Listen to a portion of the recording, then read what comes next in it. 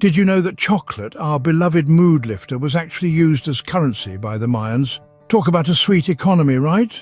Now let's dive into the delicious history of chocolate. Picture this. It's the ancient Mayan civilization, a place where cacao beans, the raw ingredient of chocolate, were more than just a tasty treat.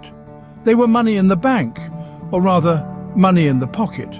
Imagine walking into a market with a handful of cacao beans, ready to trade for some snazzy new sandals or a shiny new spear. A world where a rabbit might cost you 10 beans and a fresh avocado 3. A world where the rich literally drank their wealth in the form of chocolate beverages. Yes, that's right. The Mayans were the original chocoholics. So next time you're munching on a chocolate bar, remember you're essentially eating money.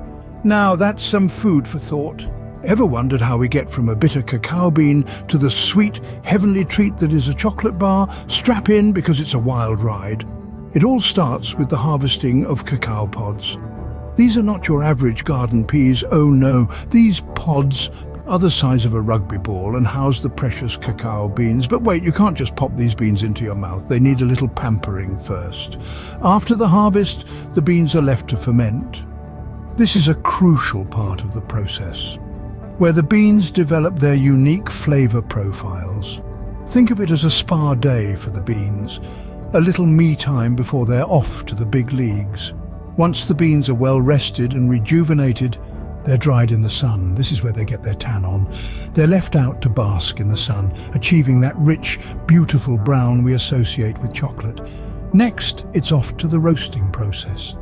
This is where the beans' flavor is truly brought out. It's like a high-intensity workout for the beans, sweating out all those complex, delicious flavors. The roasted beans are then cracked open and their nibs are extracted. Now, this isn't a nibble you'd want to take a bite out of, but rather it's the heart of the cacao bean, packed full of chocolatey goodness. The nibs are ground into a paste, which is called chocolate liquor, despite it being completely alcohol-free. It's a rich, creamy paste that forms the base of all chocolate. Then comes conching, a process that sounds like a beach activity, but is actually a method of refining the chocolate. The chocolate liquor is heated and ground until it's as smooth as silk. Finally, the chocolate is tempered, which involves carefully heating and cooling the chocolate to give it a glossy finish, and that satisfying snap when you break a piece off. So, after all that roasting, grinding and conching, we finally get our delicious chocolate. It's a tough life for a cacao bean, huh? So let's do a quick recap, shall we? But don't worry, this won't be like your typical boring school summary. Imagine the cacao tree as a hard-working parent, nurturing its precious cacao pods, the apple of its eye. These pods aren't your average children, though. They're like the prodigies of the fruit world, destined for greatness. Once mature, they're plucked from their comfy homes, much like young adults leaving the nest for the first time.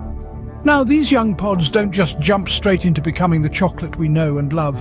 Oh no, they have to go through a bit of a gap year.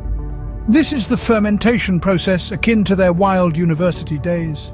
They're left in bins to sweat it out, mature a bit, and develop their unique flavors. Next comes the drying period, the equivalent of their first real job. They're laid out under the sun, losing any remaining moisture. It's a rough gig, but it toughens them up and prepares them for the next step. Roasting. This is the part where they really start to shine, their flavors deepening and intensifying, much like an actor finding their character after countless rehearsals. Then they're cracked open, revealing their true selves, the cacao nibs. These nibs are ground into a paste, a process which might remind you of kneading dough for bread.